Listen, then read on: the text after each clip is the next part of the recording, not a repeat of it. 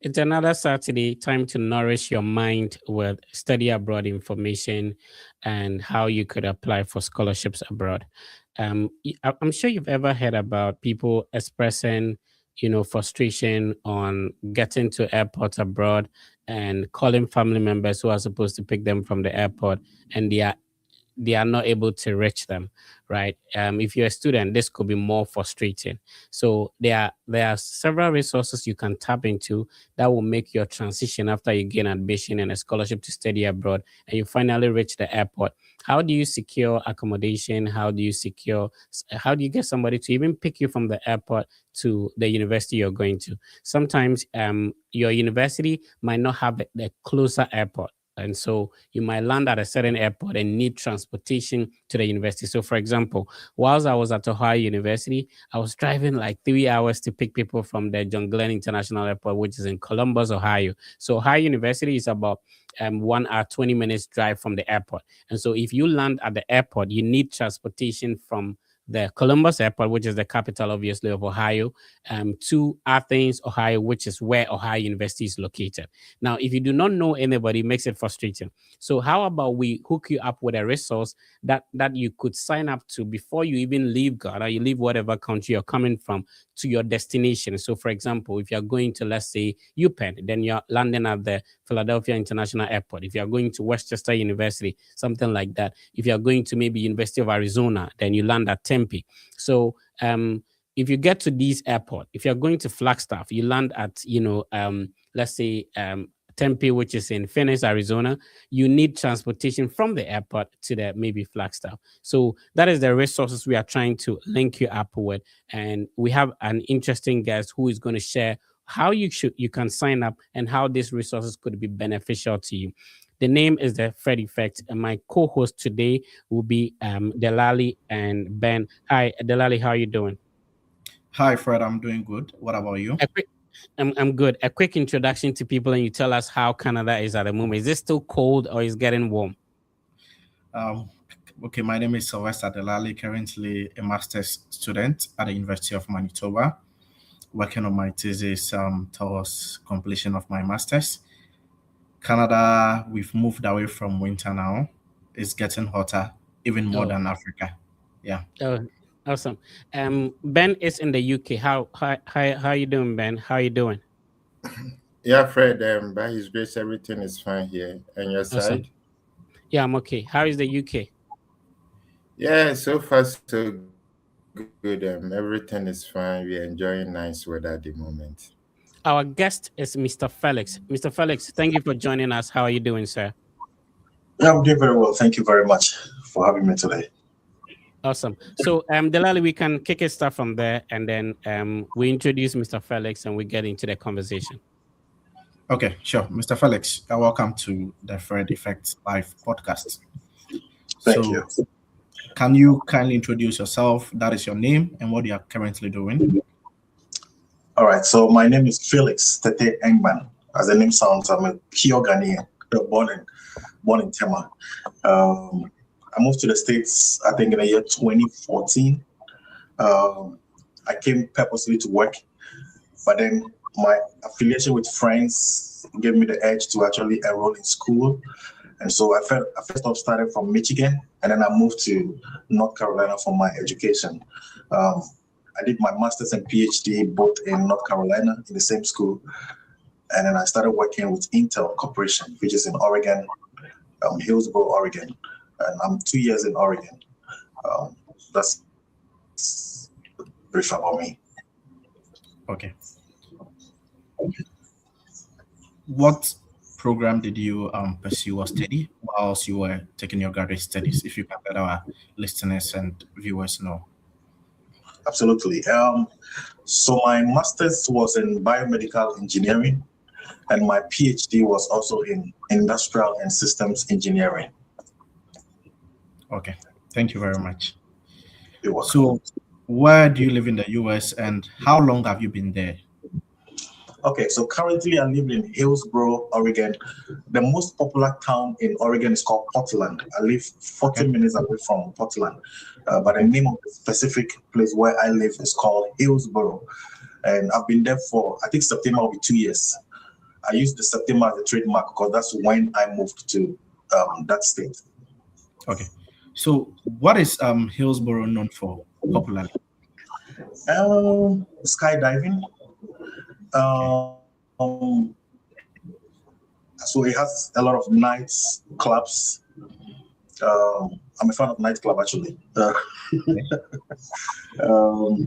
Yeah, and then they have varieties of food. I don't know where they got those foods from. It's a small community, but they have different types of food. Yeah. Okay. So any fun fact about you?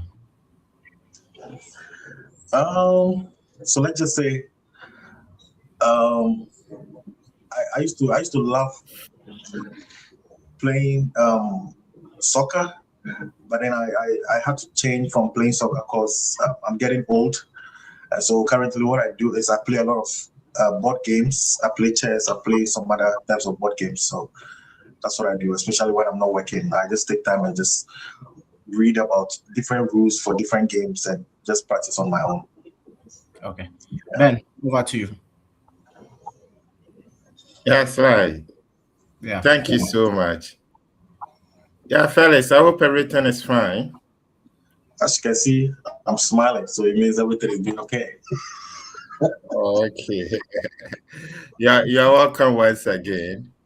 Thank you very much. Yeah, so I before we proceed, I just want to express a warm welcome to all our audience today. In fact, before we start, I realized that some people already sending messages, and that is a love that we have to really acknowledge. So we just want to say thank you, everyone, for always tuning in to the Freddy First Study Abroad podcast. We really appreciate your love. Okay. Nana, I can see PhD. Hey, it not be small title. So did you go to study PhD, or you went to study masters then transition to PhD? I did both. I did masters first before having my PhD. So. Oh, okay, I see. So why did you decide to study in the USA? Because we have UK, Canada, Australia, China, Japan. It boils down to, is my video off? Oh, I don't know where. I think you turned my video off. I don't think it's from me. Okay. Yeah, it's back. Okay. Right. Yeah. I think me studying in the US wasn't by accident. I moved here permanently. So the desire to study came in when I moved here. And so because I'm in the States, that's why I had to study in the States. So it's unfortunate I didn't find myself in the UK or Canada to say otherwise. So me studying here wasn't because I especially chose US, because I moved here permanently and I had to go with the system to keep myself going. Oh, really? So you were already in the US before you decided to apply for? So does it mean that before you were going, have you already studied your bachelor's in Ghana? Yes, I was at Kwame Nkrumah University. That's why I did my bachelor's here. But you didn't go with school? No. So my story is quite different from most of the stories that you guys have almost every time. Yeah, mine is quite different, not too much. Yeah. I'm sure today we are going to have an interesting conversation today, because you get huge experience in the US that you'll be willing to share with us. Yeah, let's see how it goes. Yeah. I see. So what did you study in your master's? Which university did you choose, and why did you choose university? Well, for master's, I applied to 2 schools. So the first school was a predominantly white school called the UNCG, University of North Carolina, Greensboro. So when I started off master's, the program was called gerontology. It has to do with the study of aging, right? But in my first semester, I noticed that wasn't my calling. That was not a fit for me. So I abandoned the program. But before doing that, I had to apply to a black school, which is an HBCU. Okay, so I applied to a black school which was nearby, called the North Carolina Agricultural and Technical State University. So prior to ending my program at the UNCG, I had already put in application at the North Carolina A&T State University. So I put in biomedical engineering. Actually, I wasn't sure I was going to get admission into that school. I just thought of trying.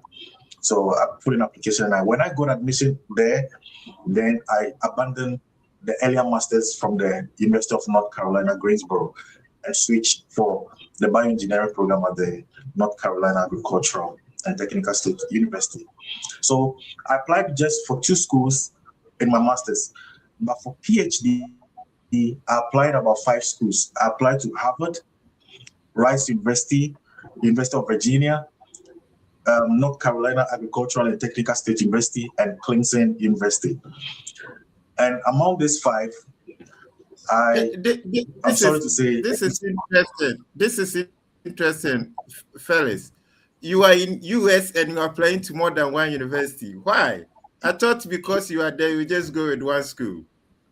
Well, your choice. Any reason? It doesn't matter.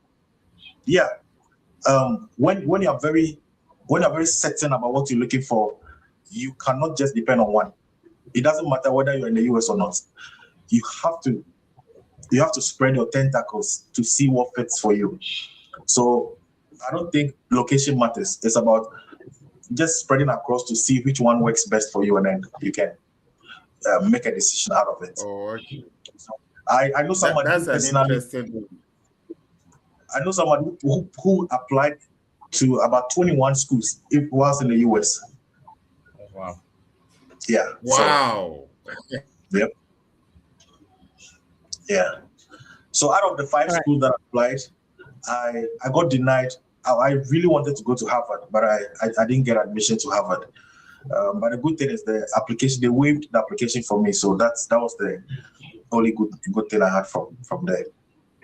So that's an interesting revelation. So you mentioned that you were in a university, you started one semester and you had to transfer to another university. Some people think that the university that they enter, they are supposed to graduate even before they leave. So whilst you were in the first semester, you were still working on other applications. Does that mean that you were on a student visa at this time, or you were still on your workers visa? Okay, so like I said, my story is quite different. I came to the US with a green card already in hand. Okay. So I had the flexibility of moving from one school to the other, right? Okay. When I moved from UNCG, I still moved like a green card holder, so I was able to easily transfer to another institution. Awesome. So you use some terminologies. It's a bit technical. HBCU, what does it mean? It's historically Black colleges and university. It's typical of a school that has more of Blacks than any other race. That's why it's named HBCU. All right. And the direct opposite is PWI. So if this is something new you're hearing for the first time, there is what we call the HBCU, historically Black college or universities, and then the PWI are predominantly white institutions. These are 2 terminologies used in American higher education system. So he's talking about a university he transferred to that had more Black people than white people comparatively. So getting into another university, it's possible that if you don't like, so some people are coming in, they have no idea what program they are going to study. They got in and now they don't like the program. Apply to a different institution and you can transfer to that institution. Now you are already here working. Why would you want to go back to school? Because the aim for everybody is that if I get my green card and I'm already working, going to school is a waste of time. Talk to us. Why did you have to go back to school? Excellent. So I live with friends who were actually workers. They had papers all right, but they were just working. But I could tell the energy, the effort, the amount of energy they had to use just to survive, because they had to work day and night just to keep up with the bills. And I started being in that category. I realized you work so much, and how the amount of money that comes to you is nothing to write home about. So that was when it dawned on me that no, I should get an education in this country to fit into the system, because mostly they rarely regard degrees from Ghana for work purpose, but they can recognize our education, our degree for further education in the US. And so when I noticed that, of course, I have bachelor's, why don't I just proceed to have another degree to see if my life could change? And I decided to pursue education. But the most important thing is I moved from the state where my colleagues were just working to another state where it was more of people going to school. And so I looked at those people, and the desire for school actually set in like earlier than I thought. And so I decided to also go to school. So your highest academic qualification relocating from Ghana was a bachelor's, which you came on a green card and decided to work. How long did you work before transitioning to school? 2 years. I worked for 2 years. Okay, yeah. I see. So, what about the uncles and aunties that have family members who come to school and they convince them that stop schooling and go and work, you're wasting time? What do you have to say? See, the system is such that if you want to work the whole of your life, it will leave you to work. But the effect of working all your life is going to be later, because the system will drain you physically, it will drain you emotionally. So one of the good things about going to school is sometimes you don't have to apply physical strength. Mm-hmm. Like for now, I sit in an office every day and I get paid every month. Okay. Compared to when I used to work at a factory, I used to work at the Home Depot. I wait for the truck to come in, then I help the night shift to move the stuff from the truck, lifting stuff from one place to the other. I don't have to do all of this after education. So perhaps people want to just use their energy, or some people want to build their muscles by just carrying heavy stuff. So I'll leave them to do that. But I would suggest school is one of the easy ways. So what essentially you are saying is that use your mind and not body to work. Exactly. And to use your mind to work, you need to get some education over here before you can start enjoying the life. That's an interesting conversation. And the good thing is that you're not only working to get money for yourself, you're also trying to build systems that will also support other people trying to relocate from a home country. One of your products are Inesta, which we spoke about. Shout out to Mami. And then the second one we are going to talk about today is GradCap. Please talk to us about GradCap. What is it about? Okay, so let me take a step back. When I started education, when I started school, in grad school, I had a chance to meet people coming from Ghana fresh. And when they come in, some of us notice some challenges that these new students face. For me, like I said before, I was already in the system, so I was familiar with the ins and outs before starting education. But those who come in had virtually no idea what they were coming into. And so people who come into the school struggle with airport pickup. They try to hook up with people they don't know, and safety is in question, right? And when people who even decide to offer help to these new people sometimes take advantages of them. I can give you an example. A lady here was trying to help an African lady. Apparently the help was to eventually get a lady to be her bed partner, to be like a lesbian partner. But the person who was coming from Africa did not know that was the goal, that was the intention of the person, right? So it brings safety into play. Another reason is one guy moved to the US, and because he didn't know about the accommodation system in the community where he's coming to school, somebody mistakenly introduced him to an apartment that was very expensive.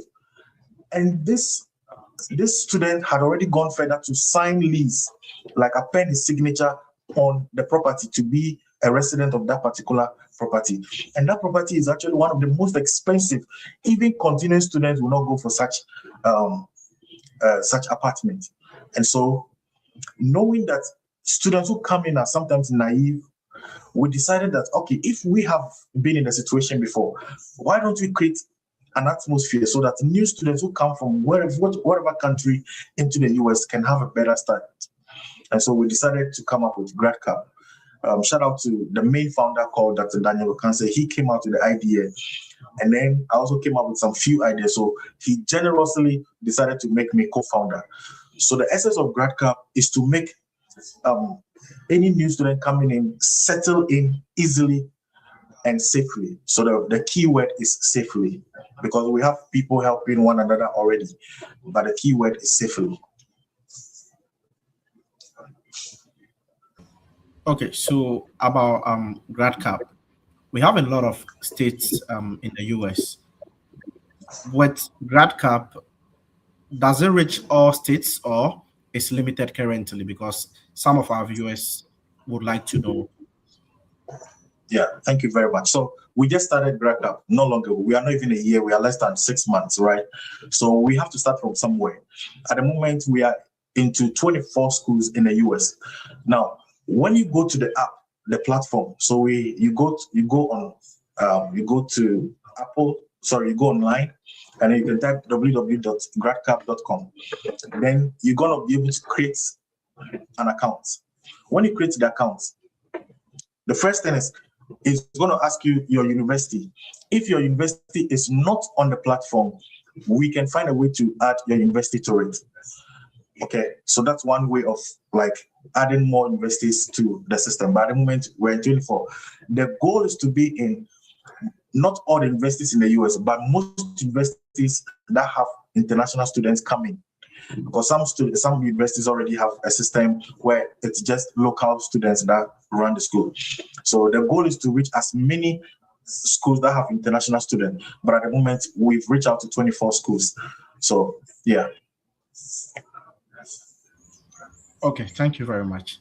When it comes to startup like this, funding and logistics is a bit of a challenge.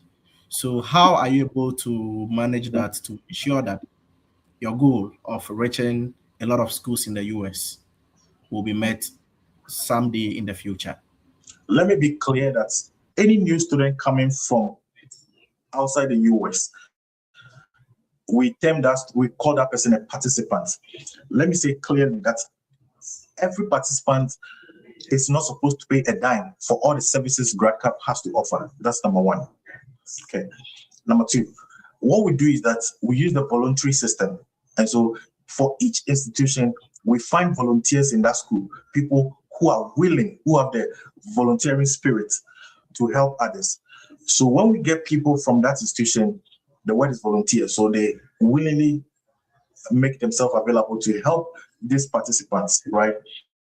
Now, they are helping with the aim that they are going to invest their resources and stuff, okay, without any expectation from anybody.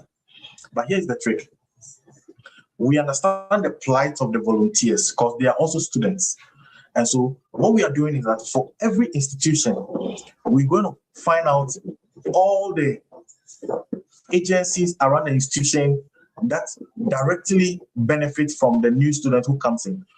An example, when a new student comes to that particular university, they will need a banking, they need a bank account, right? So all the banking institutions around the school will connect to them and let them know, hey, these are new students coming in, and when they come, we'll bring them to you to get a bank account. Can you partner with us to support the whole process, like the whole transition process? And so once we're able to make some money from the banking institution, we can use that money to support the volunteers. That's number one. If this new student is looking for maybe SIM card, and the SIM card, maybe the agency is T-Mobile. If T-Mobile is nearby, we'll let them know, hey, we have new students coming in, and the goal is when they come in, they have to get a new SIM. We'll bring them to you. Can you partner with us so we can support this as long as we can? If they come in, again, the money will be used to support the volunteers. Of course, we have a platform which is running, and it's costly. And so once we use money to run the app, if these funds come in, we can use part of the money to also support the app that we're using. All right. If you're just tuning in, welcome to the Study Abroad podcast with the Fred Effect. We are talking to Dr. Felix Tete Engman. Originally, people go through the Study Abroad route to get to the US before they get their green card. Now, Mr. Tete Engman came in with a green card, decided to go to school so that he will better himself in order not to be doing the manual jobs that people are used to. If you're also working on studying abroad, what his team is doing is that it's sometimes frustrating. So I use Royal Air Maroc. Please don't use that airline. And then I came through New York, and it was very frustrating trying to get from, because my school was in Ohio, getting from New York all the way to Ohio. I missed my flight, went through a bus, came to the airport. Now it's frustrating. Shout out to Ike. He picked me from the airport. Now they are making it easy. If you're coming from home, you know who is going to pick you from the airport. So all you need to do is to visit the GradCap website and then check things out for yourself. If you're also a student like myself, because of the frustration I went through whilst I was in Ohio University, even in University of Kentucky, I was picking a lot of people from the airport. I take them to the African market. If you know you are also someone who is dedicated to supporting, incoming students, there is a way for you to sign up as a volunteer. So you as a volunteer, you're already in the US. You can be a citizen already. You can be in any university. And the aim is to expand across the United States, making life a bit easier. I wouldn't want anybody to go through the frustrations I went through when I was coming all the way to the US. And some people make life easier. So if you are here and you also want to make life easier, GradCap is a platform for you. Sign up as a volunteer. You get connected to somebody already coming from home. And sometimes, if somebody is coming from home, you miss some stuff from Ghana, they can bring them along. So support people. And also, if you also enjoy these services and you get to the US, make it a point to also volunteer and serve people. So if you are preparing to go for your visa interview, if you're working on your application, either this year or next year, the frustration of getting picked from the airport. How do you secure accommodation? When you get here, you can't use the MTN SIM card, please. You have to get another one. I remember I brought my Tecno Camon X and it didn't support American SIM card. If somebody is here, they can point you to the right path so that you get some free phone stuff like that. There are things people know. When somebody is already in the US, they know things that you don't. Especially things differ from state to state. If you have an uncle in New Jersey, they can advise you on how to live in Missouri. People are already in Missouri. They are living the life. They know the accommodation around, the mistakes they made, so they can correct you. So GradCap is a good platform that would help everybody. I'm going to share the website and you navigate us through, Felix. But so let's talk about people who are signing up for help. They get help with airport pickup. That is one. They also get help with directions to campus offices, which is very important. When I came to Ohio University, I needed to submit my transcript to the international office. I'm new. I don't even know where it is. Somebody can take you there, drive you there.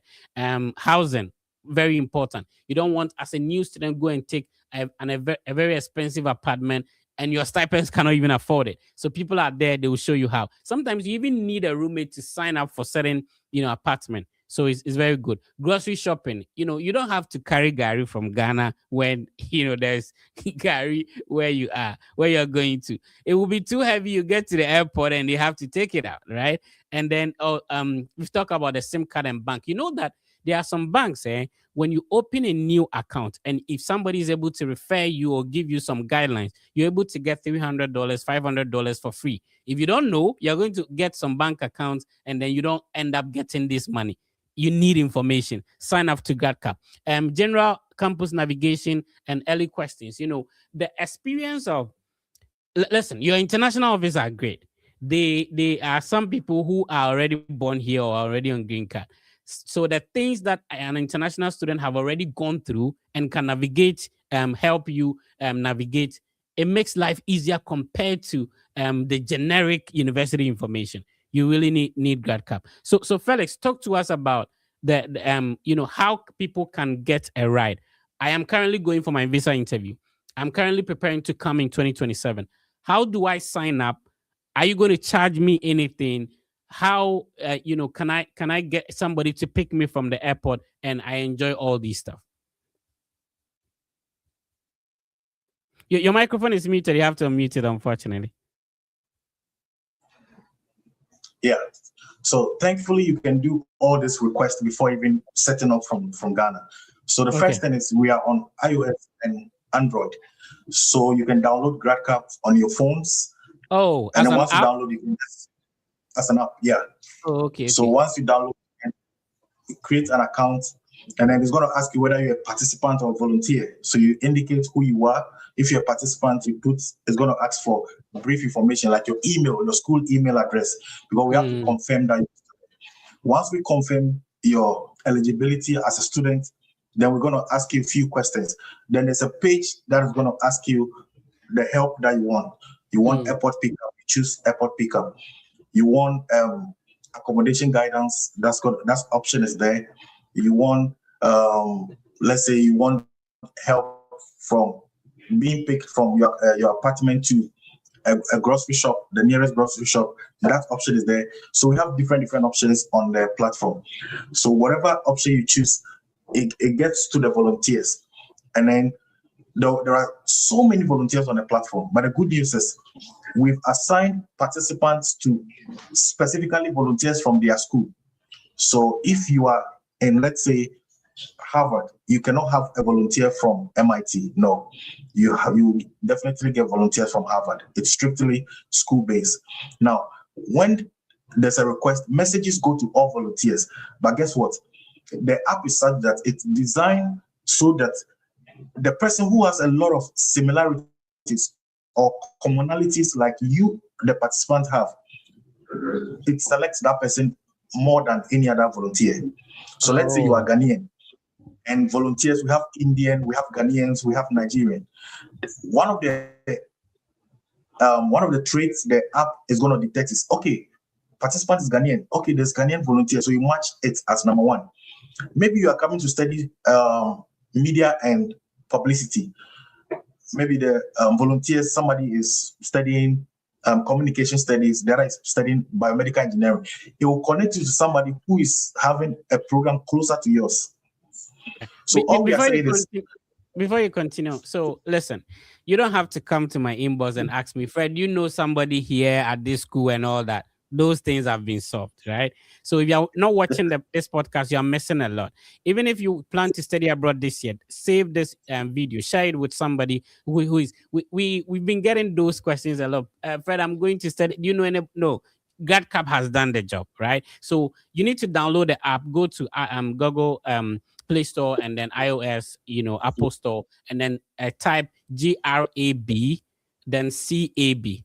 So GRAD, so grad for graduate, and then CAB, CAB, and then you download the app on your phone. You may not need it now. Please do it. You may not need it now, but you may need it later on. So download GradCap on your phone, and then you can also visit their website. So the website is what I'm sharing on the screen now. So you go to your web browser, it's gradcab.com. So gradcap.com, gradcap.com. So if you meet anybody, tell them that you are on GradCap, gradcap.com, and we'll be talking about it long time. This like our own people can, provide solutions to our problems. If you've never been through this hectic situation, you will not understand what we are discussing now. It's very hectic when you are coming and you don't even know. So sometimes you know that the person is going to pick you up last minute, and then you don't hear from them again. GradCap makes it easier, safer, and you're going to a specific school. Somebody who's already there is willing to pick you up, take you around. They are volunteering, and so it makes it's your first the person to welcome you to a new country is super important. Anyway, so let's continue, fellas. Yeah, so that is the more reason why our slogan is arrive safely, belong instantly. What it means is because of the familiarity you're going to have with the person, the volunteer coming for you, you feel safe, and then two, you feel you belong because this person is from your country, this person is from the same program. You're going to feel at ease compared to picking an Uber from the airport who just drops you in front of an apartment that you have not even checked in, and the Uber will not wait for you. So all your luggage is going to be there, and all the mess, right? So GradCap, the volunteer is going to make all the time and make sure you are really settled in before they move to the next person. Awesome. And let me not forget to say this. Once a volunteer is picked for the participant, we always have a backup. So the system chooses somebody as backup. So should the volunteer not be able to pick these participants, for whatever reason, there's always somebody who will be on the waiting list to do that for us. I have a very good question.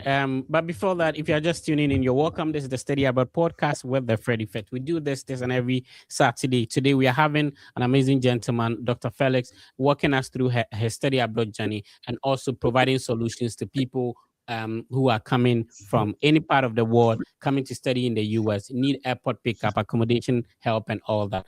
All right. So direct your questions in the comment section. We'll be reading and responding to them.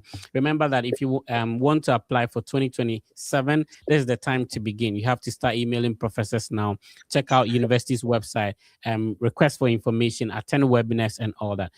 Some universities are admitting on rolling basis. So spring 2027, which starts in January 2027, is still possible to apply. So my co-host is Ben in the UK, and then Delali in Canada as well. If you have questions, please drop them in the comment section. We'll be happy to respond to them. So you had already stayed a little bit in working before transitioning to be a student, right? And so how would you explain to somebody? Do you think that people should rather directly apply to school to come and study, or if they have opportunity to come and work, they should go via that route instead?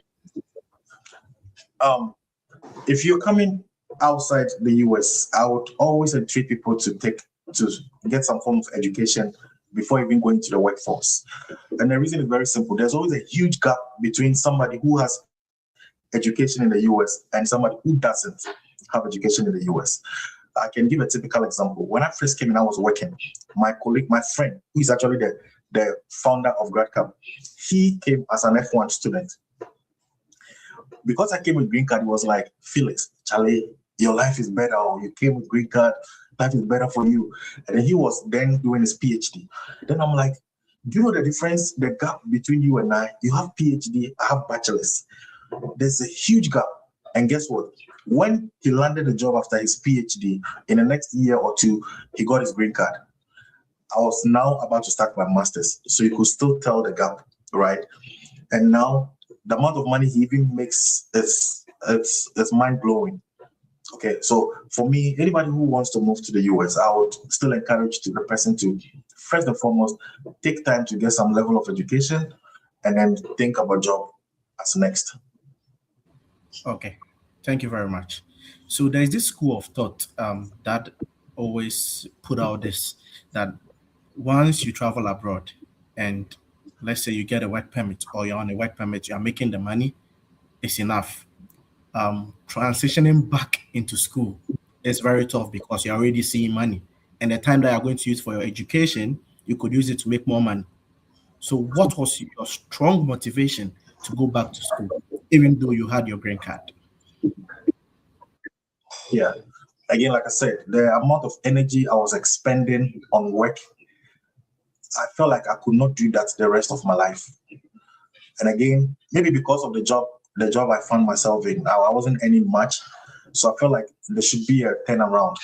So my desire to go to school was self-motivation, because I knew things shouldn't be like that as it's so well. Again, when I migrated to the next state, my colleagues were those who actually motivated, because almost everybody was in school. And I had no choice. And I'm like, these guys, if they are in school, why don't I also get to school and see what is there? And then I found myself in school. Life was good. And I can tell it's one of the best decisions I've made in my life. Okay. So when you arrived in the US and you began working, will you say the circle of friends you had also had an impact in your decision to go back to school? 100%. In fact, 200%. The people you fall on can play a role in the decisions you make. If the people are all workaholics, if they all they do is work, they're gonna encourage you to also work. In fact, anytime you bring anything school, they try to take it down with you, right? So of course, the people you meet play a huge role in whatever decision you make. So I agree with that. Yes, it does. Okay. So how was the application process like for you, especially applying for your funding and scholarships?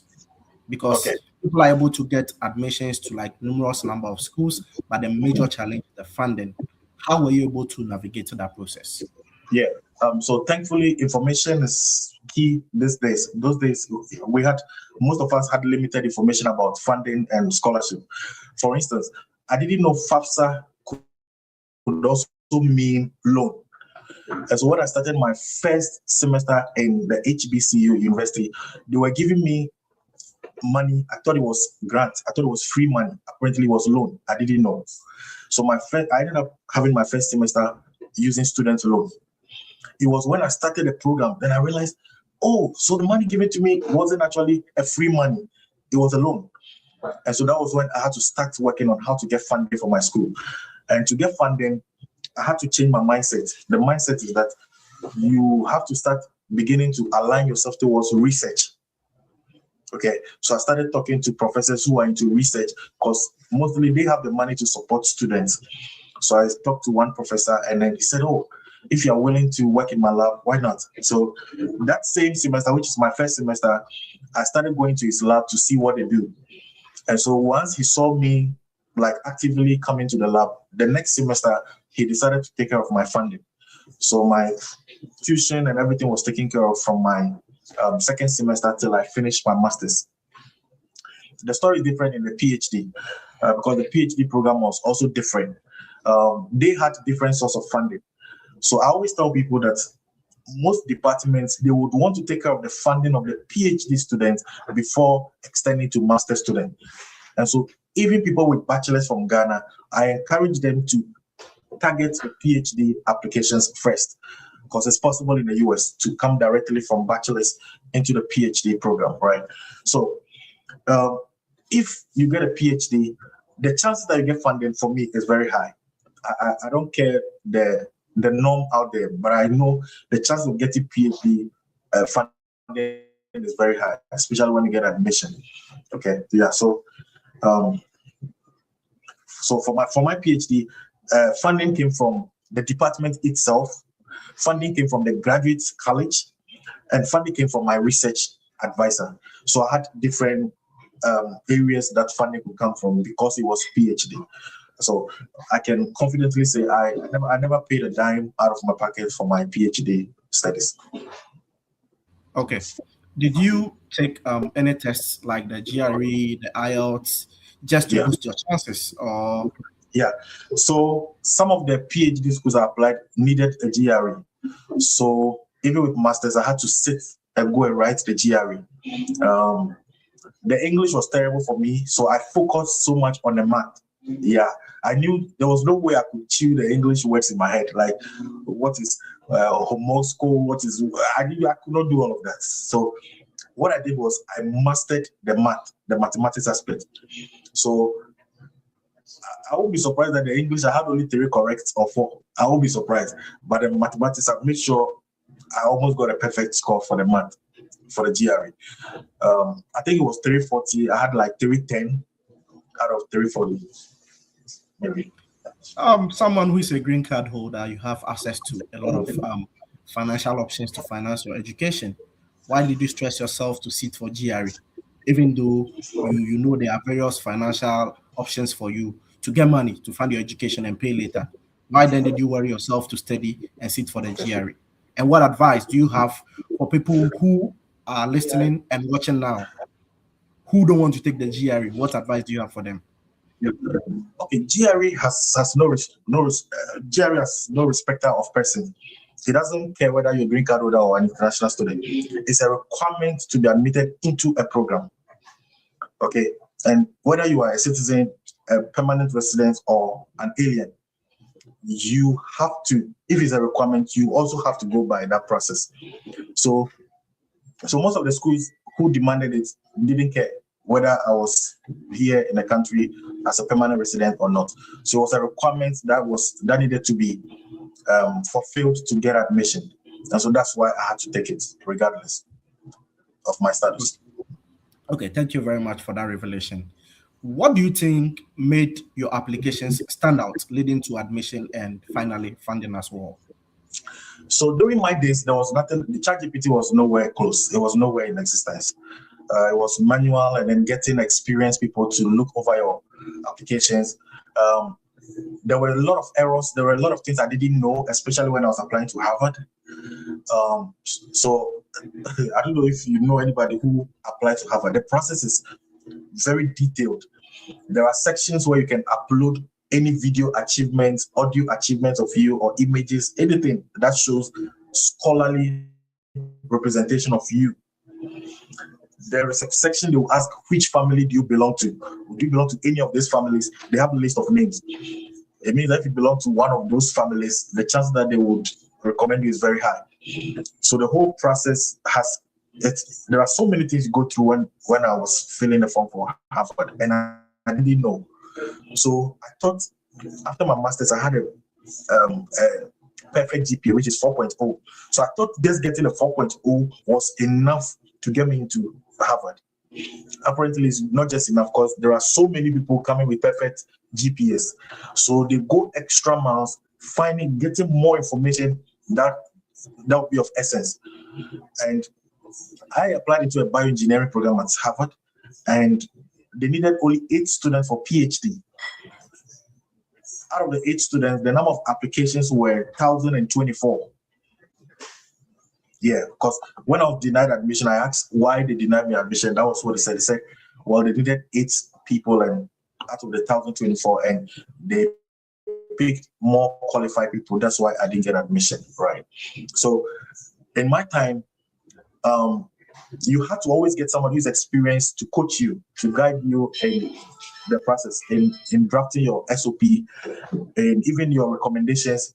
You have to get people who are in academia. I think now it's flexible. You can get somebody you work with, somebody in your church to even recommend you, and somebody still from academia. So, okay. What were some of the critical documents or requirements that you provided during your graduate school application, both the master's and PhD? If you can list some of them for our viewers. Yeah, so SOP is one. My resume, so academia, they call it, so there's a difference between resume and CV. CV is mainly for academia, and resume is for industry. So because it's school you're applying to, they'll need a CV. And so if you're not careful, you go and submit a resume as a CV, which is a no-no, right? So CV was one. Statement of purpose was one, or was another one. Then if for PhD, if you had some publications, you could send a link to your publication so they could view and see the number of papers you have. It adds to it becomes a positive light to you, and when they are considering you for the admission. Then the people you recommend, it's very important. The status of the people you put on your application as your recommenders is very important. So you don't just go about just picking anybody to recommend your work for you, because sometimes you'll be writing very opposite stuff about you that you wouldn't know, because you waved to read what they have for you. So if you think they've written so many nice things about you, but that's not the story. So you must always be mindful who you choose to recommend you for an admission. Okay. You mentioned that during your time, there was nothing like this AI tools that could help you with your school search. So were there any other websites or people who assisted you with your school search and also your funding or scholarship search process? Not that I remember, but I was just in touch with people who were already in the system. So let's say if I'm applying to Rice University, I go to LinkedIn and find out which Black person is in Rice University. Then I connect to the person over there. Then I inbox the person and say, hey, I'm trying to get into your school, into this program. Do you know anybody you can recommend to guide me in the process? And the person, if I'm able to find somebody, the person guides me in the whole process. So it's always about finding the right people and where to find them. That's the strategy I adopted for my applications. Okay, Ben, over to you.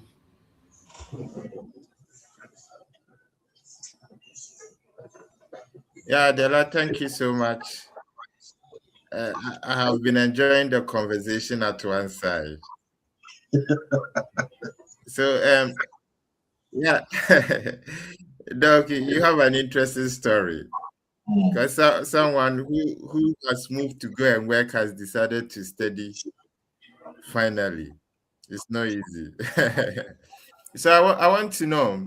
I just want to take you back some more. You were advising that if you have bachelor's in Ghana or in any country, you can try applying direct to PhD program, and there is a huge advantage. Can you touch a little more on that? How easy it is, because I have my bachelor's, I don't even have research experience. Where is the motivation for me to apply for PhD straight? Okay, so this is dependent on the school, right? It's dependent on the school, but I can say most schools in the US allow people to come straight from bachelor's into PhD. Now, one of the first things they can assess you with is your GPA from bachelor's. So that's the more reason why when you're coming straight, sometimes the bachelor's GPA expected is supposed to be 3.5 out of 4. So minimum is 3.5 out of 4. That's one of the criteria for most schools that I know. Some schools could be less than that, which is okay. But at least when you have a 3.5, it is a first step of getting admission straight into PhD.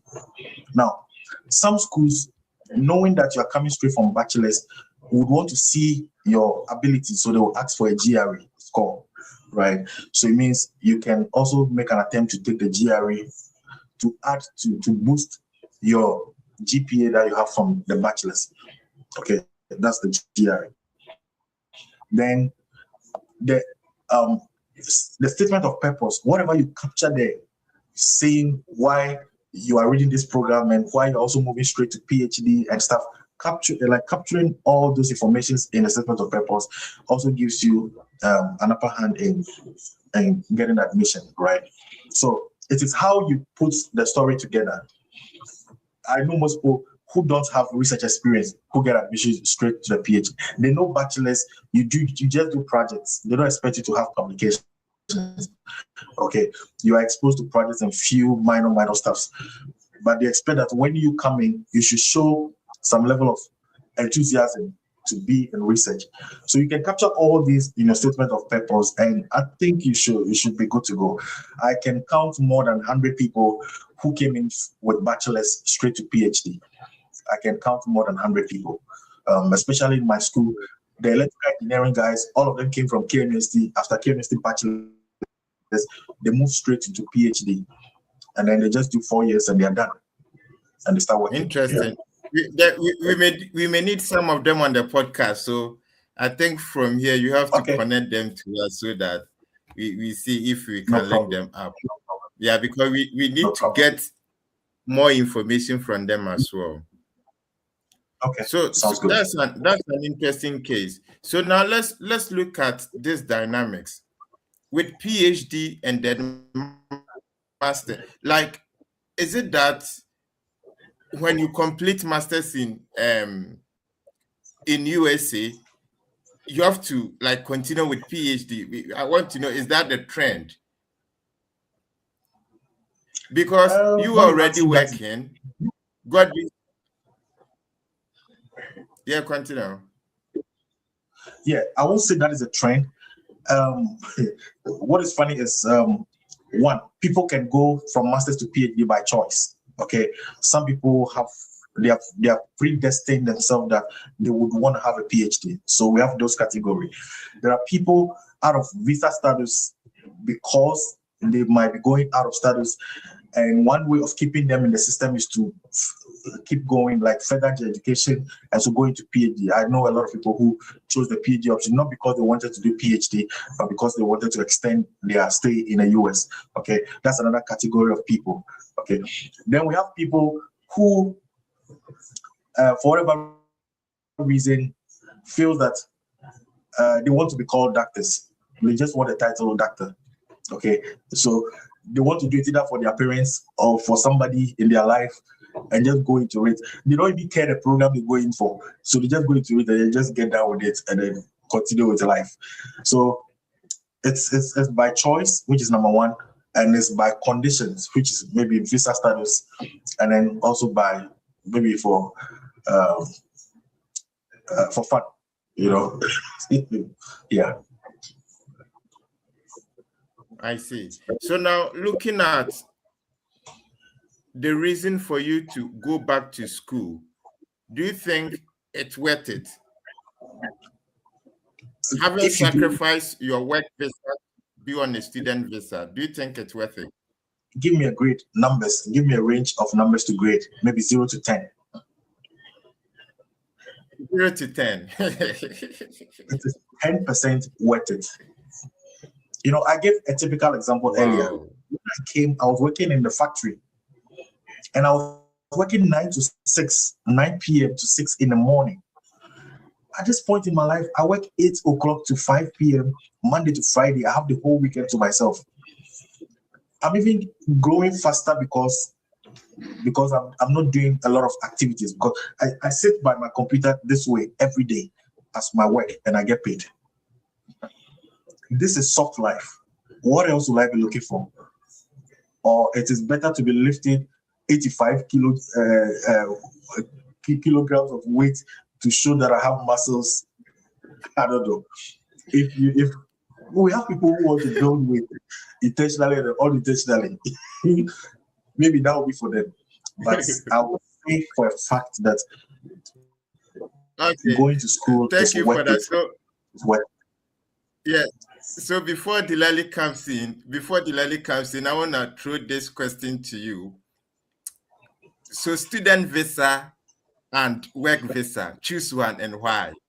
And why not? I'll still choose student visa, because at the end of the day, when you play your cards well, you can get a work visa. Yeah, because that's what 80% of people to the US, that's what they come with student visa, and most of them they now have work visa. So I'll choose student visa. Oh, okay. That's it. So please, our audience, let's hear from you. Student visa and work visa in the USA. Which one will you go for? Dr. Felix says he will go for student visa, even though he went to US with work visa. What about you? Let's hear from you in the comment box. Delali, over to you. Thank you, Ben. Thank you, Dr. Felix, as well. Let's proceed with our conversation. First of all, I also want to thank all our audiences. Like, it's not easy to afford data in Ghana, but you've made time to watch this podcast. We really, really appreciate your support, and keep on sharing this link and this interview with a lot of people out there. Someone might travel to US, Canada, Australia, or whatever by watching this video. Dr. Felix, you've had the opportunity to study in both countries. That is Ghana, you've tasted our educational system. US, you've tasted the system. What are your thoughts on both systems, and which one will you recommend? This is relative. It's dependent on what the situation is. Let me start off from Ghana. The challenge I have with the Ghanaian system is that when you go into a program, all of you admitted into the program might take the same courses from beginning, your first year to final year. You don't have flexibility to choose courses from different departments. Everything is laid down. I don't know if things have changed in Ghana now, but that's what it used to be our time. If you're admitted to chemistry, all of you in the chemistry class, you take the same courses from first year to final year. But in the US system, it doesn't matter what you are offering. You can be a politics student and go and take coding class from another department. You can be a politics student and go and take algebraic expression in another department. There's a flexibility of you choosing whatever course you want for yourself. You know what you want to become in future. So what you think works for you, there's a flexibility for you to choose. That is one strong difference that I see between the Ghanaian system. And then another one is, over here, they keep up with the assignments. It's like every 2 weeks, there's always something you have to submit. Every 2 weeks, 3 weeks, there's always an assignment. So it keeps you always in the mood for the course. So you cannot pretend like you are not taking any course. There's always something for you to do, which keeps you engaged in the program as the semester goes on. there are several courses I took from Ghana.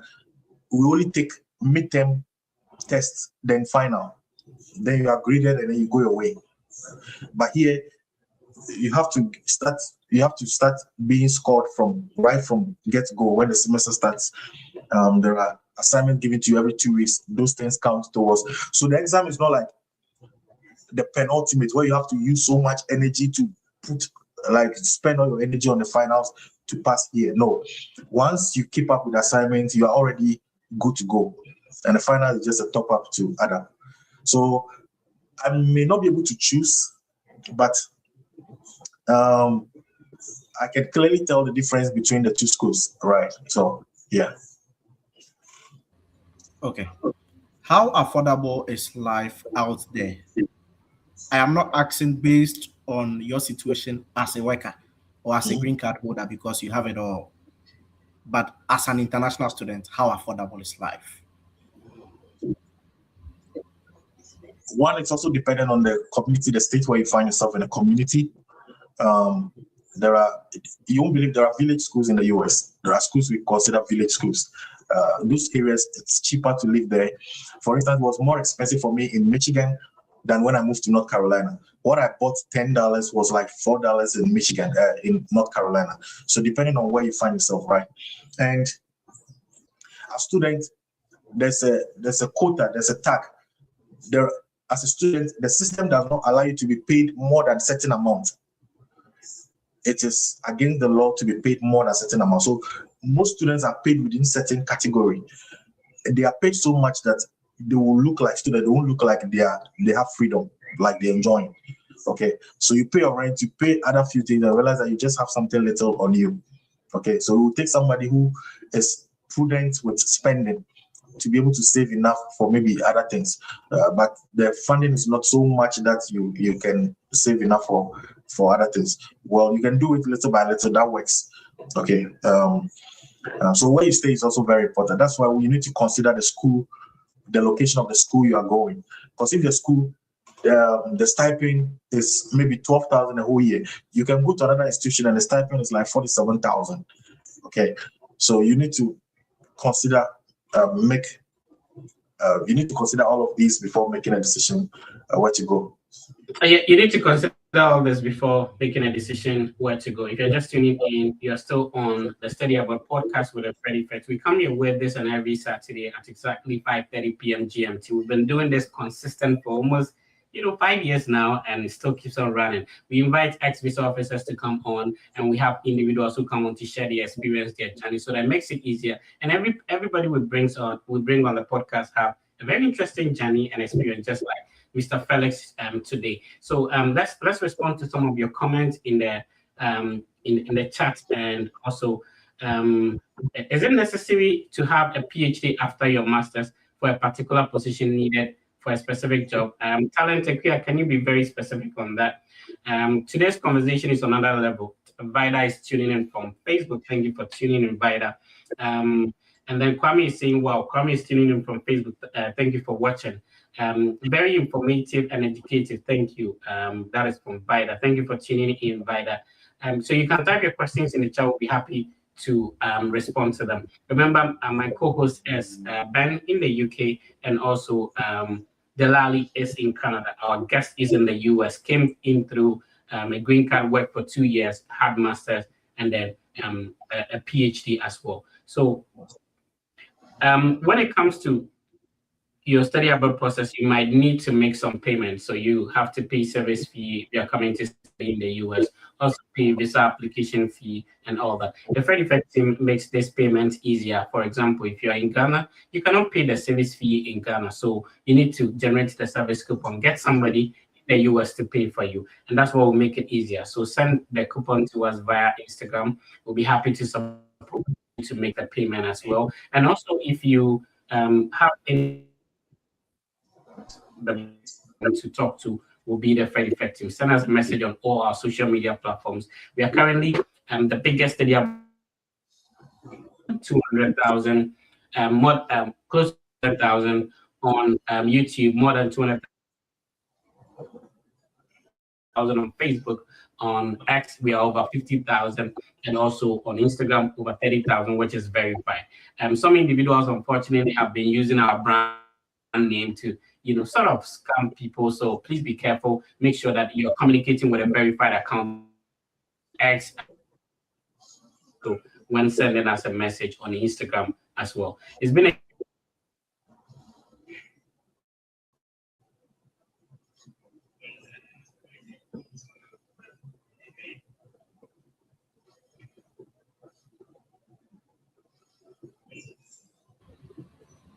Hi, Ben. Can you hear Fred? No, I think he may have.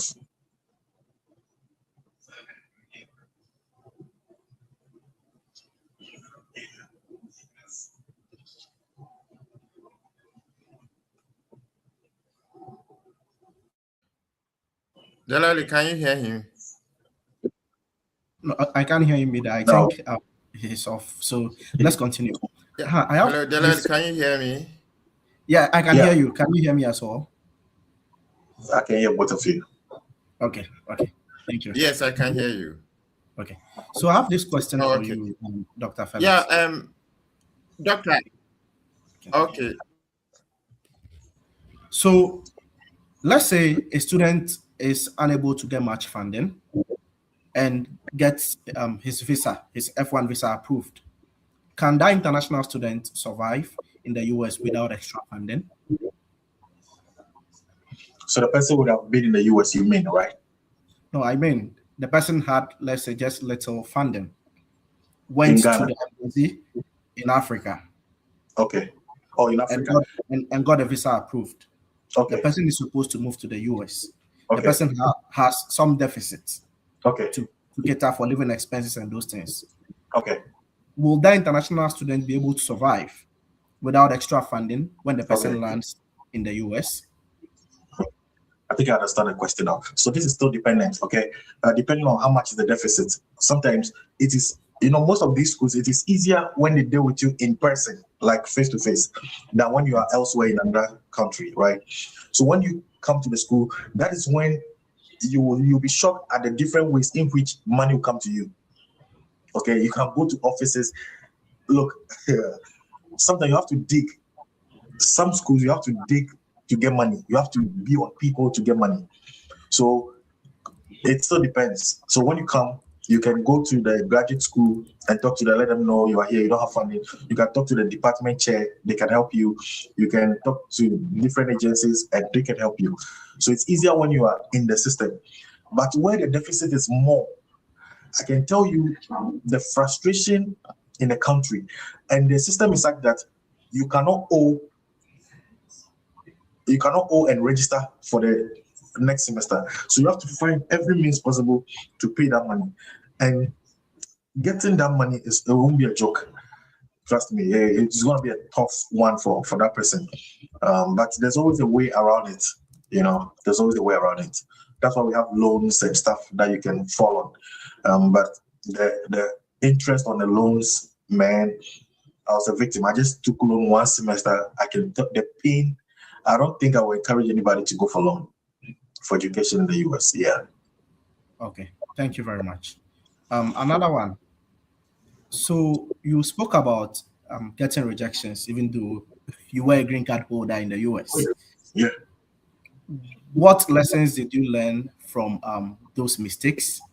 And what advice do you have for upcoming applicants so that they don't repeat such mistakes or errors in their application? First of all, when you put in an application to any school and you are rejected, you need to ask why you were rejected. Most of us don't do that. Okay, so it makes sense to email the program coordinator and just make an inquiry. Just say, hey, I applied to this program and I got denied. Can I know why? They're gonna let you know exactly what's the reason. They can say, yeah, we'll look at your transcript and you didn't have any statistics background, so we feel you won't be a good fit.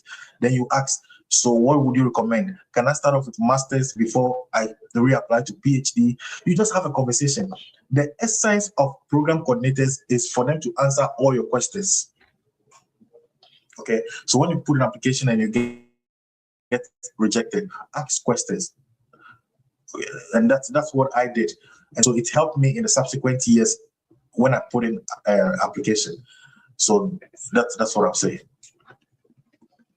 Okay. And I always get guidance from the experienced people. If you are doing it by yourself and it's not working, it means you cannot be doing the same thing and be expecting different results. You have to talk to other people. They may add nutritional value to whatever you are doing, and then you may look brighter than it seems, you know. Okay. We are in the era of modern technology, whereby this application process has even been enhanced and made simple due to AI tools. What advice do you have for the ethical use of AI for graduate school application or undergraduate school application? Well, AI is made to supplement your work. It's not supposed to fully take over your work. So anybody who is completely dependent on AI does not know the essence of the AI. So what it means is that if there are basic informations you need, you can get it from AI to guide what you're gonna like, what you want to put out there. Okay, so I call the AIs supplementary tools. They are supposed to aid in your work or in whatever you are doing. It's not supposed to take over. You don't generate all your personal statement from AI and then go and submit to the school. No. Once it generates, take time and change the language, change different things to make it better. You can. That's why there's humanization abilities. Once you humanize whatever is there, it makes it look like it's from you. So the essence of AI is supposed to supplement your work, not to completely take over from you. Okay, let me divert a little bit. You came through a work permit. How was the process like? Is that opportunity still available for people back home? And if yes, if you can give them some brief information so that they can check that out and also try to explore those pathways aside the education pathway. Years ago, I was a typical Ghanaian boy. When you ask that question, I'll be like, hey, people will know my stuff. So I would say America is different. When you go to LinkedIn, people post a lot. You know, people talk, they say who they are, go and kill them. You know, we have some mindsets, but thankfully I've moved away from that. Okay, so the goal is I came with what we call the DV lottery. Right, that is what gives you the work permit. So before you come, you know you are going to get a green card when you come in. And I think the DV lottery is still ongoing. So I have a friend, he kept applying. He applied 6 times. He almost gave up. I said, hey, just keep doing it because it's free. Just do it and just forget. So I made him try the 7th time and he got it, you know. So I think it's still there. People can try. I think I struggled a lot in Ghana and God showed me mercy because I left Accra. I was born in Tema. I spent most of my life in the capital city, but I decided to go to the north to go and volunteer. And it was my stay in the north that God showed me mercy. From nowhere, somebody called and said I had won American lottery. I don't even remember applying for the American lottery. And I reached back to those same people and they showed me evidence. And I think it's a miracle because I still do not remember when I actually put an application for the DV lottery. And since then, life has been, my first 3 years was very challenging, but life is far better now. Okay. Looking at the immigration changes and the new wave that is blowing in the US, is US still a preferred destination that you advise prospective international students to look at, or they should look at other countries? Guess what? It will shock you, things are even moving faster now than before. You know, people feel like the US is becoming strict. They are doing this. There's new laws coming in. But I'm telling you, things are even moving faster now than before. So I don't want to talk about the other countries. Okay, from our US is very flexible. When you get here, there's always a way to make things happen. Look, you can plan your life so much that even by the time you finish masters, you'll be very comfortable. Okay, compared to, let's say, UK. You understand? So I would still ask people to direct the application towards the US schools because it will still get better. And of course, whoever is making the laws now wouldn't stay forever. I think he has 2 more years to end his service, and let's see how things pick up. But people are still getting visa. Trust me, people are still getting visa, and so on. So I'll still recommend the US. Okay, Ben, over to you.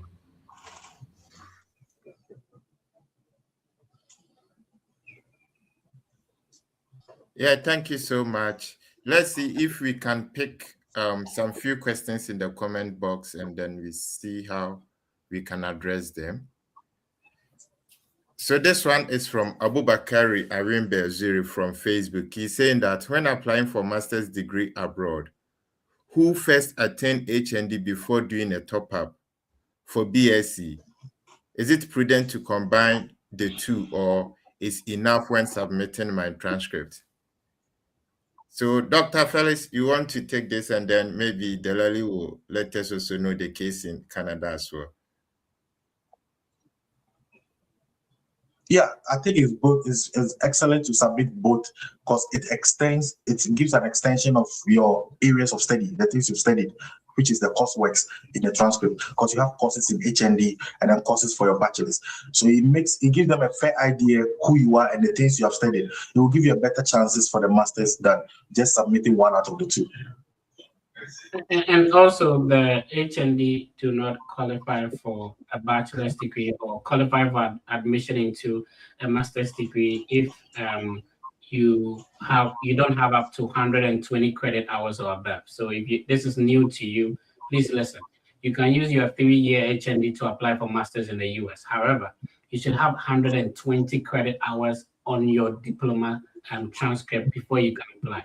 So if you have a diploma which is not up to 120 credit hours, and you have a top-up, it is the combination of the two, which is the 3-year or 2-year diploma and the 1-year or 2-year top-up, that gives you the bachelor's degree. So combine the two of them, and then you can use it to apply. Mostly, if you evaluate the two, the diploma and the top-up, it combines the two transcripts, giving you a single transcript and a single GPA, which will be comprehensible, which will be understandable to the graduate admissions team in the country, in the school you're applying to. Makes it easier. So please put the two of them together. Okay. Delali, is that the case in Canada? Yeah, with Canada, it's still just a similar process. There are schools that will accept only your HND for a master's program.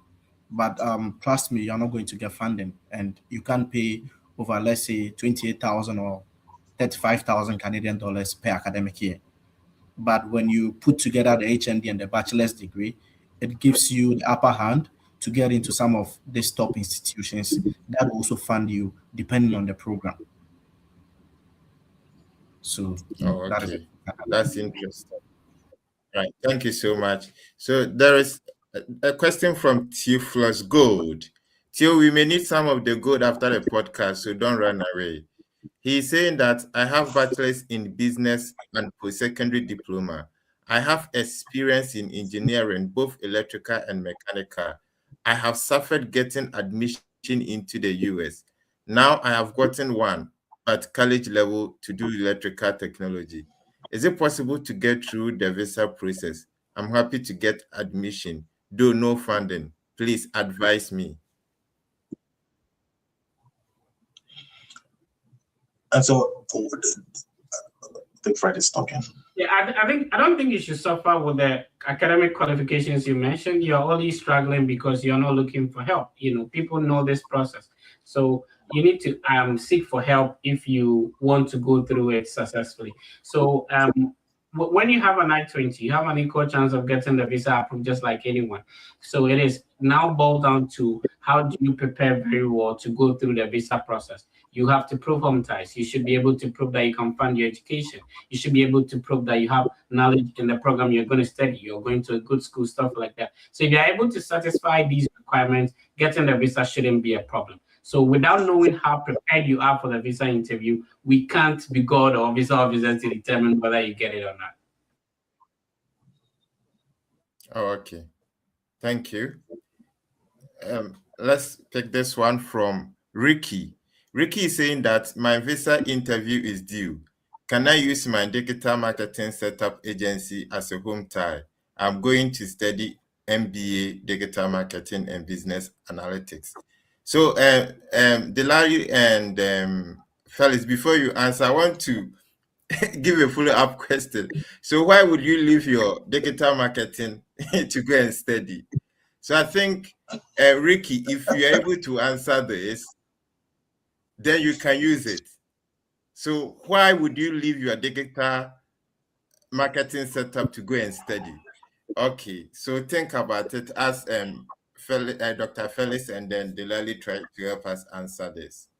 I don't have enough information to answer this particular question. I think Delali can do justice to it. Thank you so much. Okay, so Ricky, when we talk about home ties, they are simply the pull factors that are going to bring you back home after your studies. So whatever you have at your disposal, if it's a business, if it's your marriage, if it's your kids, if it's your family, if it's any other activity that you are doing in a community that is relevant, can be a home tie. You should just structure it in a way that sounds very convincing to the visa officer, that when you go and study your MBA in digital marketing and business analytics, which is related to your startup agency, you are going to use that when you come back home to maybe develop your agency and also create employment for a lot of youth, since there are a lot of them idling about. So yes, your digital marketing agency can serve as a home tie as well, and other things. Yeah, so the unfortunate thing is that, that it's an interview. You're waiting for a visa officer to ask you a question and then you respond to it. So you're not going to just tell the visa officer that I'm using my digital agency as home tie. You kind of have to weave it into your answers. Hopefully you're being asked and you have opportunity to do that. And somebody's asking here that, is GetCab available in Halifax, Canada? So right now, GetCab is operating entirely in the US. Please talk to us, fellas. Do you have plans of moving up to Canada, and are you currently in Canada? Talk to us about it. So the goal is to help humanity. So at this point, even though we haven't considered Canada, I won't be surprised that in the near future we'll look forward to extending to Canada. Yeah. Awesome. Thank you for responding to that. Ben, let's move on. Okay. This is Kwesi Vibes. He said, I have applied several times as a transfer student as undergraduate, but unfortunately, my applications have not been successful. I would like to know if there is something I may be doing wrong during the application process. So this one, I want to take it quick. Kwesi, please try and then contact the Fred Fair team for assistance, because when you contact us, we may be able to know what is really the issue behind, and then we can offer a professional guidance for you too. So if you haven't, try and then reach us through our Instagram verified account, and the team would respond and see how best we can assist you through the process. Okay. This brother is trying to say, I can't find GetCab on App Store. Felix, can you walk us through, is there a specific way, or you just have to search for GetCab on App Store and then you can you just have to search GradCab. If you're not careful, it will show us GradCard, like GradCard, CAD. So you have to be very careful when you type in the GradCab. Can you briefly describe to us, if you have it on your phone, kindly describe to us how the app, the colors and everything looks like on the phone? It looks, let me see. Let me look at it.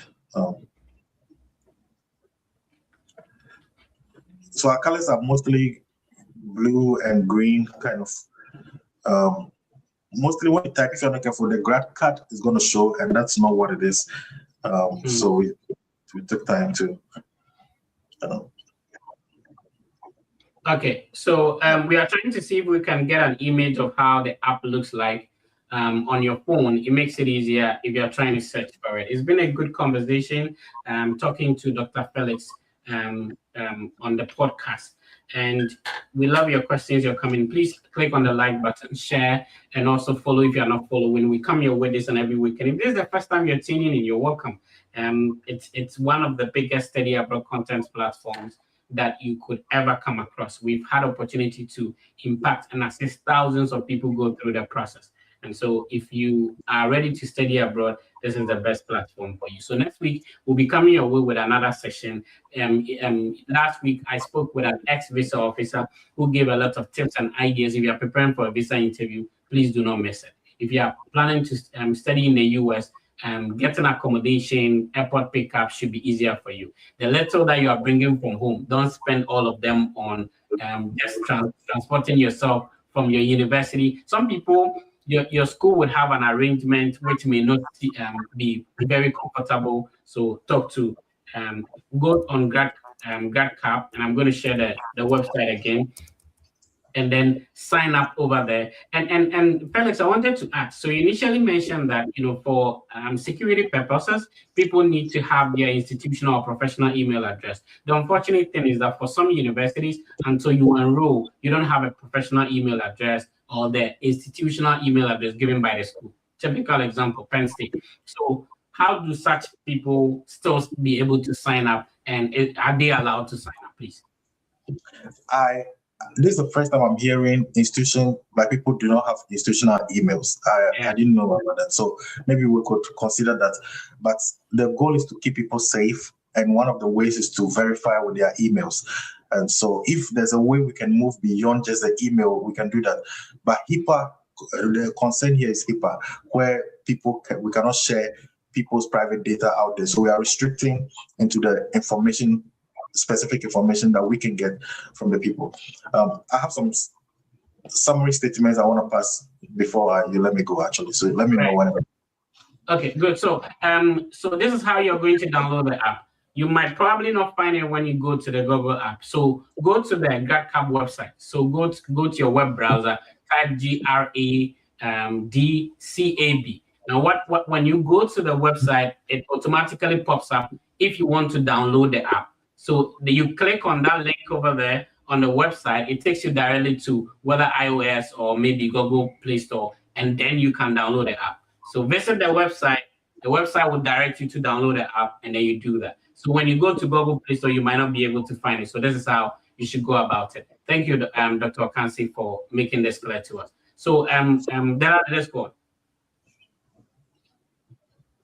Yeah, Fred, I was thinking that maybe the location might also be a challenge. I don't know. Can you explain? Maybe because the person is in Africa, the app is dedicated to be used in the US. So maybe that is why they can't find an app store. But as you said, maybe they can use the website to go through the process. What do you think? I think this is fair. We may have to look at that because the main objective of this is for people outside the US, right? So if they cannot download it, that should be a problem. So we'll look further into this. I'll discuss with my team, and then we can take actions on this. All right. So Delali, somebody has a question for you from Instagram, and the person is asking that, please, I have gotten, and this is coming from Osei Chapters. I've gotten admission to the University of Regina, and I have made a tuition deposit of 5,000 Canadian dollars, but I want to know how long it's going to take for them to request for the rest of the tuition. So, Delali. Okay, so he's only going to pay the rest of the tuition when he gets his visa approved and come in to start the program. Once he has paid the tuition deposit, he's not supposed to pay anything again until he gets his visa approved. And when he comes in to begin the program, he has a deadline to pay the remaining tuition. Yeah. All right. So Osei, that's the answer. So Felix, what's your final words for us, and then we wrap up? All right. So the goal is no new international student should arrive being uncertain about where to go and how to settle. I understand there are people out there also helping. In fact, that is still not enough. We need almost everybody on board. For now, we can commit our dignity as humans to help others who are not where we are now. Okay. I believe in always extending hands to people, regardless. So the safety, we are hammering so much on the safety because people, this is already in existence. People are helping each other, okay? People are helping one another from wherever. There are people receiving emails from others in their LinkedIn, some in Facebook.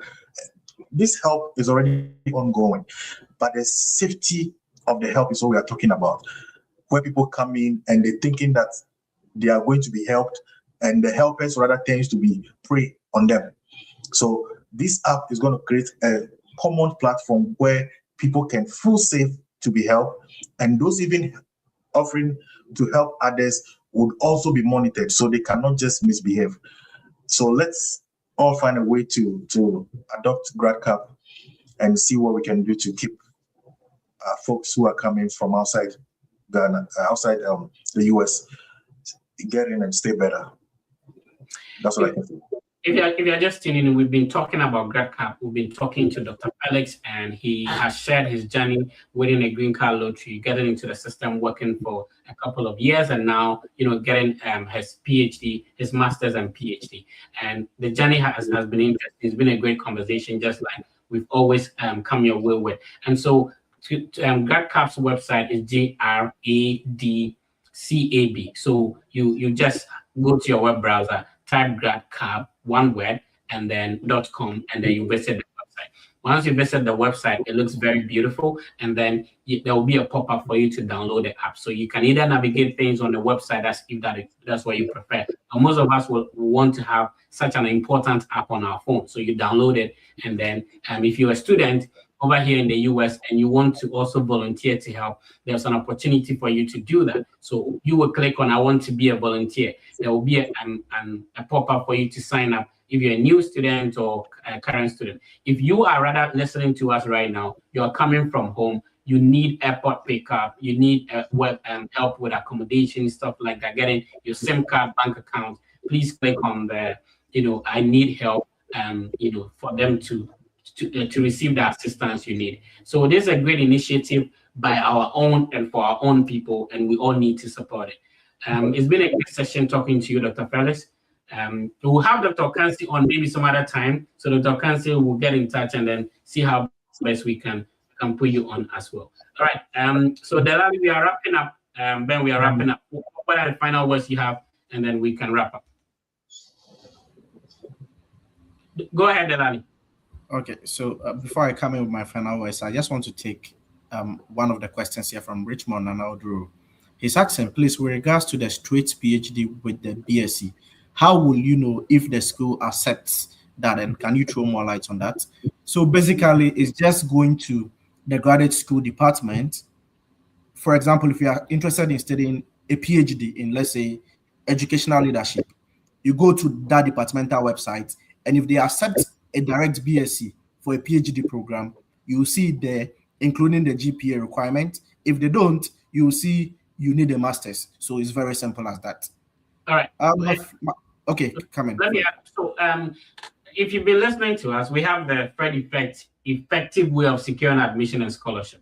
You have to do 5 things. So what my brother just said is perfect. Normally it's just indicated on your website that you can apply directly from a bachelor's degree into a PhD. But please try and follow the Fred Effect proven way. First of all, request information. If you visit any university's website, there's a small button over there, request information. Do this specifically on the program's website that you are applying to. When you do that, any information about the program university, they will continuously send it to you. That is 1. 2, try to attend a webinar. If you register and attend a webinar, you have an opportunity to know or ask whether they would accept, a direct bachelor's into a master's degree or not.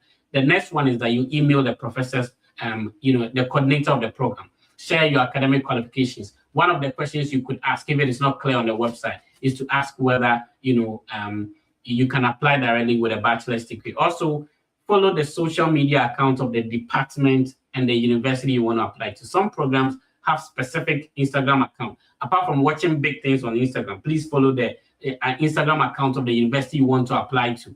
It will also help you. Then the last one will be so you request information, you email, you attend webinar, and then you follow the social media account as well. And finally, you need to read frequently asked questions. So on every university's website, there's this FAQs, and they answer most of the questions you have about a program. Let's wrap up. Thank you very much, Fred, for this opportunity. And I also want to thank your audience for listening to us. Try and support the Fred Effect. Subscribe, share the link to this video and all videos as well. And your dream is valid. Don't give up on the study abroad journey. I also just started like you, and with consistency and hard work, I got here. So you can also make it. That's all I have to say. Ben, final words, and we're wrapping up.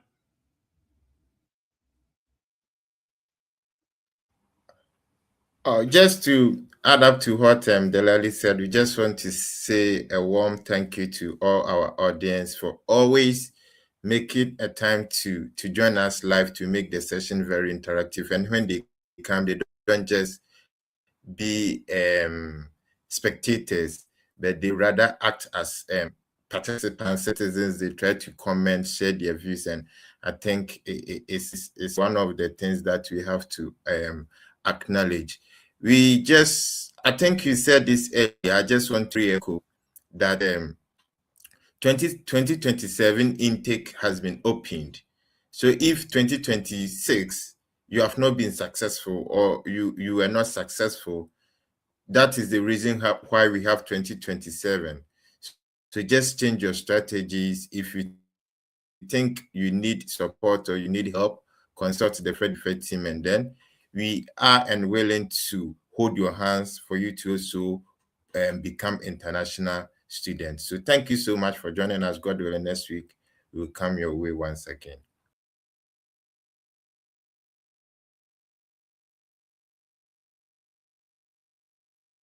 Dr. Felix, final words, and then we wrap up.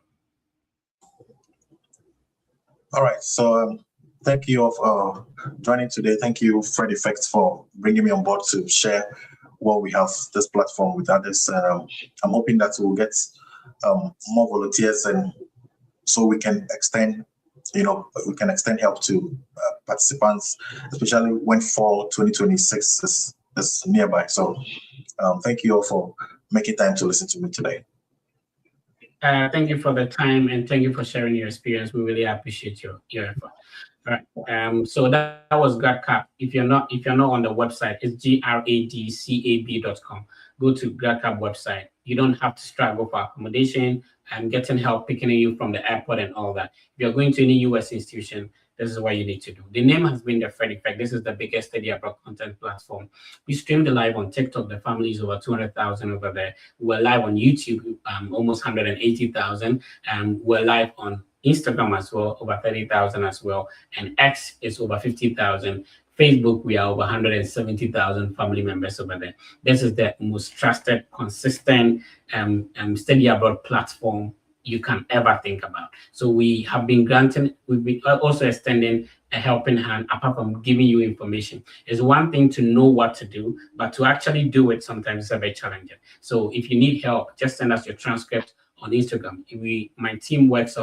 The Fred Effect team works on undergraduate applications for free for any individual who has a high school or diploma qualification. Send us your transcript on any of our social media platforms. The team will get back to you, and we'll take it from there. Also, if you want to study PhD and graduate, we have what we call the Fred Effect mentorship program. People who also want to hand over, the entire application for people, there's also an opportunity for that. So send us a message on Instagram. We'll be happy to respond to you and assist you go through the process as well. All right, if you need help paying your service fee, enrollment deposit, visa application fee, send us a message directly on Instagram, and then we'll be happy to assist you make the payment. Please be positive, understand that everything will be fine. Next week, we'll come your way with another insightful session. Tell a brother to tell a brother to tell another brother to tell a colleague at work that if you want to study abroad, it's the Fred Effect that you need to follow on any of our social media platforms. We'll be happy to assist you achieve your goal. If you're preparing for a visa interview for close to